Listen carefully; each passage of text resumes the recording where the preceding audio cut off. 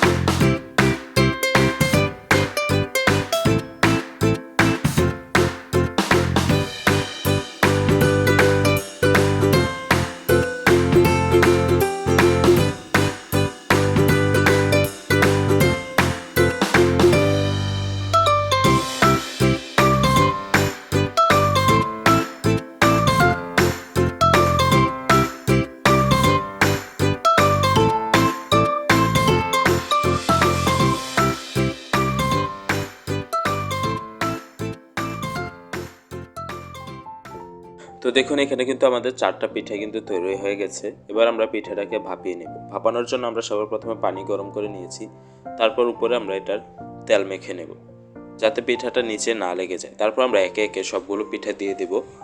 পিঠাগুলো দেওয়ার পর আমরা 5 থেকে 7 মিনিট সময় নিয়ে পিঠাগুলোকে খুব ভালোভাবে ভাপিয়ে নেব। তো আমরা এখানে কিন্তু মাংসের পুর ব্যবহার করেছি, আপনারা চাইলে কিন্তু এখানে নারিকেল এবং গুড়ের পুরও কিন্তু ব্যবহার করতে পারেন। তো দেখুন আমরা কিন্তু পিঠাটাকে খুব সুন্দরভাবে ভাপিয়ে নিয়েছি। তো আশা করি আজকের ভিডিওটা আপনাদের কাছে ভালো লাগছে। ভালো লাগলে অবশ্যই একটি লাইক করে দেবেন এবং আমাদের চ্যানেলটিকে সাবস্ক্রাইব করে দেবেন এরকম আরও নতুন নতুন ও সুন্দর সুন্দর ভিডিওর জন্য। ধন্যবাদ।